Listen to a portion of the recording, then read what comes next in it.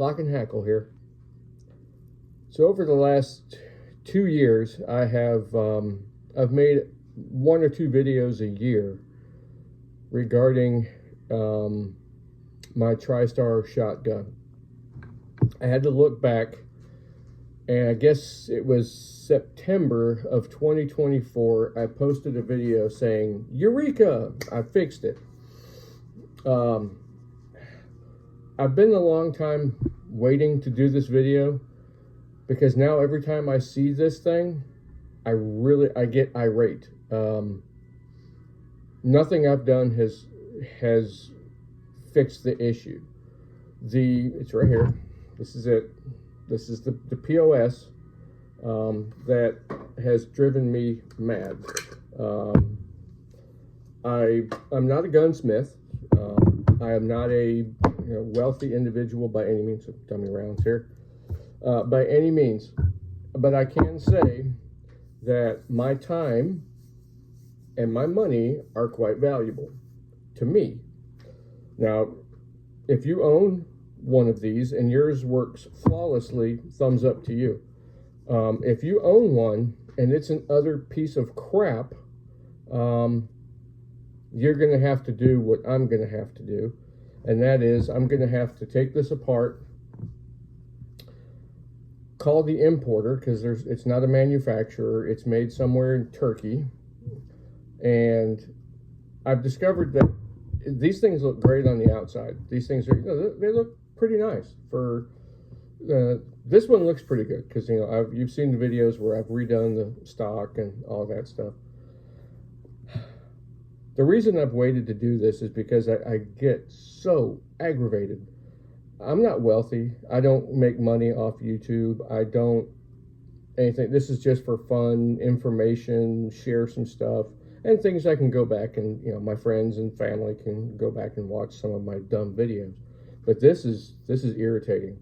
I'm not an avid trap and skeet shooter. I like to go a couple times a year, and I do like owning a nice over and under shotgun. And when I found this at my local big box store, because I can't take it back to them because all sales are final, which kind of sucks. I think after tax tag, title, thumbprint, ID, all that crap, I believe the shotgun came out to about $387. I have the receipt somewhere.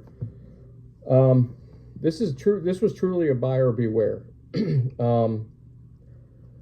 I don't know how much testing each one of these shotguns have at the importer when they're brought in from Turkey to their warehouse or distribution center, whatever. Do they test fire these things? I don't know. This one's got gremlins. It really does. I have changed firing pin springs, hammer springs, hammer guide rods. I've done all kinds of stuff, and I still have failure to fire on the upper barrel, this one here. The only thing that I can come up with or surmise is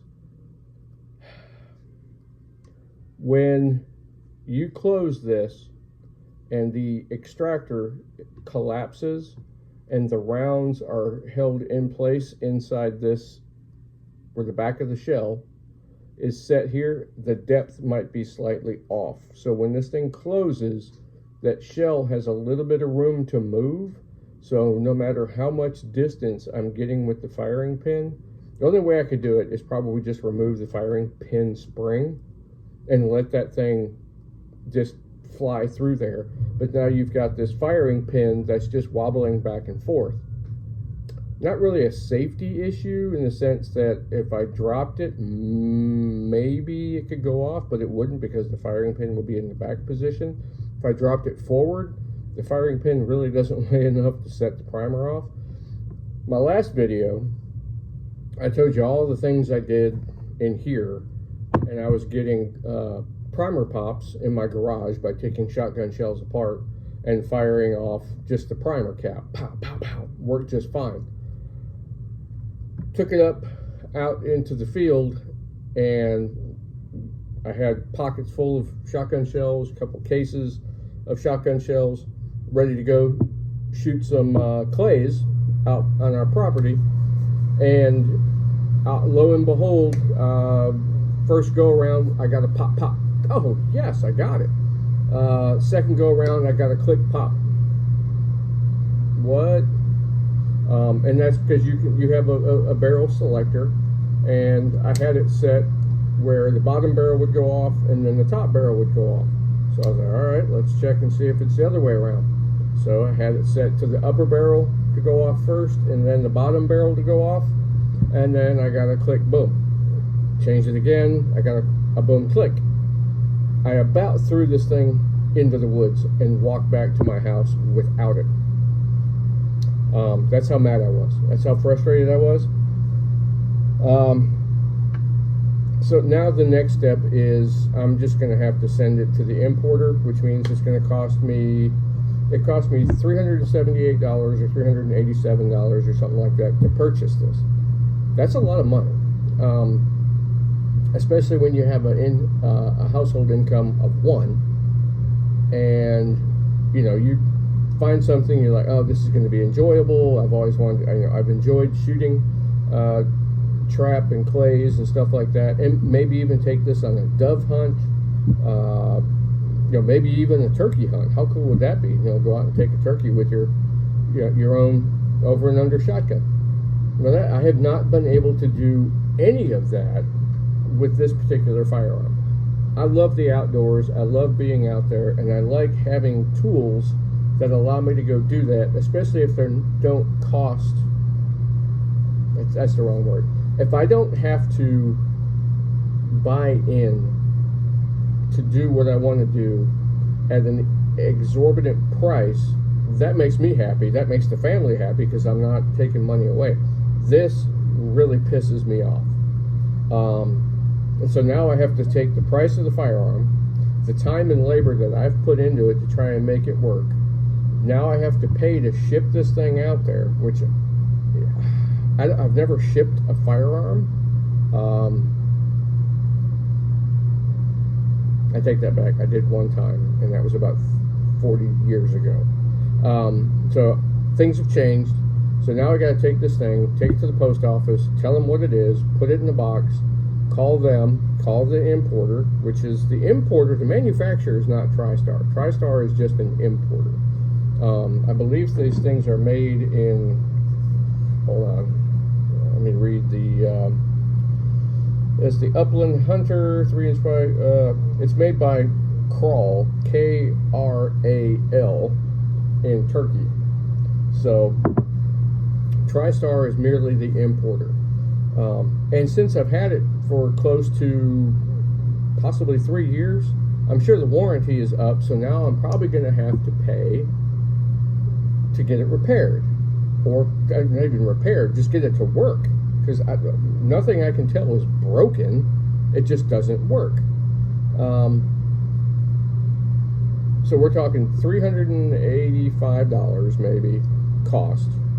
Let's take my time that I've spent on the phone ordering parts, which they shipped me for free, which was nice, and then going into my garage, setting up my workbench, taking the firearm apart, working on the gun, taking it, you know, disassembling the receiver block, taking all of the hammers out, taking the springs out. Yeah, there's probably, I would say, collectively over the last 2.5 years, I've spent close to 12 hours of my time, you know, 3 to 4 hour increments, 3 hours here, hour and a half there, trying to get this thing to work. I don't know of too many gunsmiths in my area that are familiar with over and under shotguns, and sending it to them. A lot of them do a lot of great work on Glocks and ARs right now, because that's the big thing. Finding gunsmiths that do, you know, barrel inletting, you know, barrel tuning, that kind of stuff, kind of hard to do, especially here. I mean, it's not a big environment. So you won't, this will be my last video on the TriStar shotgun. if and when I send it back, I may do an update on what they say and what they're going to do to the firearm, and when I get it back, we're going to put this thing through the paces. I am going to, well, actually I already did that, because to see if it worked, I put high brass, low brass, I didn't put steel through it, I put some, what's that stuff called? Anyway, it's a composite material. Instead of steel, it's a composite load. I put 3-inch in there, 2 3/4 inch high brass, some 3-inch high pressure loads by Remington, and it didn't matter. Regardless of the manufacturer, regardless of the shot, regardless of the rear case dimension as far as the high brass, low brass, it didn't care. Upper barrel did not work. So my concern is, real quick, so you have the rim of the shotgun case, right? This is a dummy round, nobody freak out. And so what my concern is, this may, when closed, this may sit in too far to where the firing pin, just under the momentum of being hit with the hammer and the spring, it just doesn't, and there's no lip though. That's the weird thing. When it's there, it's flush, and it comes out, as you can see, the ejector, or extractor, sorry, pulls it out, drops back in, and you can see there's a slight decrease where a shot shell would be recessed, but you can also see where the firing pin, being tested several times, has indented the rubber on that. If I put the bottom one in, they sit roughly the same, and they come out just fine. So I am at a loss. I'm done, and that will be, I'm covered in grease. That's going to be end of the TriStar until I can get a resolution from the importer, and I guess we'll see how long that takes. Okay, that's the end of the TriStar. If you have any questions, put them in the comments below, and I'll try and answer them. If you've had a similar problem with your TriStar shotgun, let me know. And I think we need to hold manufacturers and or importers, if you're going to sell something like this to the public, man, you got to make sure it works. I didn't do anything to the workings of this that impeded it from doing what it's supposed to do, right? I didn't do anything malicious to the piece of equipment. I didn't do anything that would retard it from doing what it should do. I didn't remove any parts. I didn't say, oh, I don't need that safety. No, because you kind of have to. I did not do anything. All I did was I manipulated some of the tolerances. I mean, we're talking hundreds of thousands, just enough. And it doesn't work. So it does everything that it's supposed to do, but make the top barrel go bang. And I'm done messing with it. So we're going to send it off from Lock&Hackle headquarters here, and we'll go from there. All right, this is Lock&Hackle. Talk to you later.